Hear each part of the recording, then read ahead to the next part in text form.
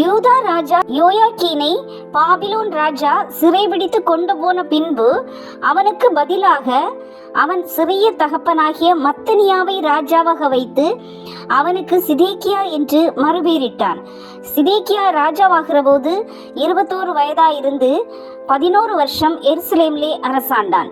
லிப்னா ஊரானாகிய எரேமியாவின் குமாரத்தியான அவன் தாயின் பேர் அமுத்தாள்.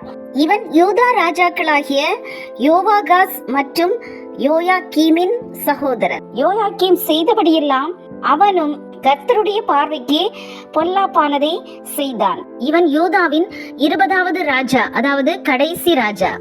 அவன் கர்த்தருடைய வாக்கை உரைத்த எரேமியா என்கிற தீர்க்கதரிசிக்கு முன்பாக தன்னை தாழ்த்தவில்லை. தேவன் மேல் தன்னை ஆணையிடுவித்துக் கொண்ட நேபுகாத் நேச்சர் என்னும் ராஜாவுக்கு விரோதமாய் கலகம் பண்ணி இஸ்ரவேலின் தேவனாகிய கர்த்தரிடத்துக்கு திரும்பாதபடிக்கு தன் கழுத்தை அழுத்தமாக்கி தன் இருதயத்தை கடினப்படுத்தினான். ஆசாரியரில் பிரதானமானவர்கள் யாவரும் ஜனங்களும் கூடி புறஜாதிகளுடைய சகல அருவருப்புகளின்படியையும் மிகவும் துரோகம் பண்ணி கர்த்தர் எருசலேமிலே பரிசுத்தம் பண்ணின அவருடைய ஆலயத்தை தீட்டுப்படுத்தினார்கள். ஆசாரியரில் பிரதானமானவர்கள் யாவரும் ஜனங்களும் கூடி புறஜாதிகளுடைய சகல அருவருப்புகளின் படியையும் மிகவும் துரோகம் பண்ணி கர்த்தர் எருசலேமிலே பரிசுத்தம் பண்ணின அவருடைய ஆலயத்தை தீட்டுப்படுத்தினார்கள். அவர்களுடைய பிதாக்களின் தேவனாகிய கர்த்தர் தமது ஜனத்தையும் தமது வாசஸ்தலத்தையும் காப்பதற்கான இரக்கமுள்ளவராய் இருந்தபடியால் அவர்களிடத்துக்கு தம்முடைய ஸ்தானாபதிகளை ஏற்கனவே அனுப்பினார். ஆனாலும் அவர்கள் தேவனுடைய ஸ்தானாபதிகளை பரியாசம் பண்ணி அவருடைய வார்த்தைகளை அசட்டை செய்து அவருடைய தீர்க்கதரிசிகளை நிந்தித்தபடியால் கர்த்தருடைய உக்கிரம் அவருடைய ஜனத்தின் மேல் மூண்டது, சகாயம் இல்லாமல் போயிற்று. சிதேக்கியா ராஜ்யபாரம் பண்ணும் 9ஆம் வருஷம் 10ஆம் மாதம் 10ஆம் தேதியிலே பாபிலோன் ராஜாவாகிய நேபுகாத் நேச்சரும் அவனுடைய எல்லா இராணுவமும் எருசலேமுக்கு விரோதமாய் வந்து அதற்கு எதிரே பாளையமிறங்கி சுற்றிலும் அதற்கு எதிராக கொத்தளங்களை கட்டினார்கள். அப்படியே சிதேக்கியா ராஜாவின் 11ஆம் வருஷம் மட்டும் நகரம் முற்றுகை போடப்பட்டிருந்தது. 4ஆம் மாதம் 9ஆம் தேதியிலே பஞ்சம் நகரத்திலே அதிகரித்து தேசத்தின் ஜனத்திற்கு ஆகாரம் இல்லாமற் போயிற்று. நகரத்தின் மதிலில் திறப்பு கண்டது.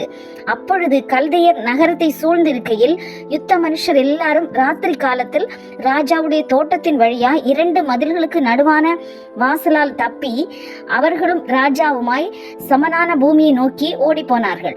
கல்தையரின் இராணுவத்தார் ராஜாவை பின்தொடர்ந்து எரிகோவின் சமனான பூமியில் அவனை பிடித்தார்கள். அப்பொழுது அவனுடைய இராணுவம் எல்லாம் அவனை விட்டு சிதறி போயிற்று. அவர்கள் ராஜாவை பிடித்து அவனை ரிப்லாவில் இருக்கிற பாபிலோன் ராஜாவினிடத்துக்கு கொண்டு போய் அவனை நியாயம் தீர்த்து சிதேக்கியாவின் குமாரரை அவன் கண்களுக்கு முன்பாக வெட்டி சிதேக்கியாவின் கண்களை குருடாக்கி அவனுக்கு 2 வெண்கல விலங்குகளை போட்டு அவனை பாபிலோனுக்கு கொண்டு போனார்கள். 5ஆம் மாதம் 7ஆம் தேதியிலே நேபுகாத் நேச்சார் என்னும் பாபிலோன் ராஜாவின் 19ஆம் வருஷத்துல பாபிலோன் ராஜாவின் ஊழியக்காரனாகிய நெபுசராதான் என்னும் காவல் சேனாபதி எருசலேமுக்கு வந்து கர்த்தருடைய ஆலயத்தையும் ராஜாவின் அரமனையையும் எருசலேமின் சகல கட்டடங்களையும் பெரிய வீடுகள் எல்லாவற்றையும் அக்கினியால் சுட்டெரித்து விட்டான். காவல் சேனாபதியோடு இருந்த கல்தையரின் இராணுவத்தார் எல்லாரும் எருசலேமை சுற்றிலும் இருந்த அலங்கங்களை இடித்து போட்டார்கள். நகரத்தின் மீதியான மற்ற ஜனத்தையும் பாபிலோன் ராஜாவசமாக ஓடி வந்து விட்டவர்களையும் மற்ற ஜன கூட்டத்தையும் காவல் சேனாபதியாகிய நெபுசராதான் சிறைகளாக கொண்டு போனான். தேசத்தில் ஏழையான சிலரை திராட்சை தோட்டக்காரராகவும் பயிரிடும் குடிகளாகவும் விட்டிருந்தான். கர்த்தருடைய ஆலயத்தில் இருந்த வெண்கல தூண்களையும் அதிலிருந்த ஆதாரங்களையும் கர்த்தருடைய ஆலயத்தில் இருந்த வெண்கல கடல் தொட்டியையும் கல்தையர் உடைத்து போட்டு அவைகளின் வெண்கலத்தை பாபிலோனுக்கு எடுத்துக்கொண்டு போனார்கள். செப்பு சட்டிகளையும் சாம்பல் பாத்திரங்களையும் கத்திகளையும் தூப கலசங்களையும் ஆராதனை கடுத்த சகல வெண்கல பனிமுட்டுகளையும் எடுத்துக்கொண்டார்கள். சுத்த பொன்னும் சுத்த வெள்ளியுமான தூப கலசங்களையும் கலங்களையும் காவல் சேனாபதி எடுத்துக்கொண்டான்.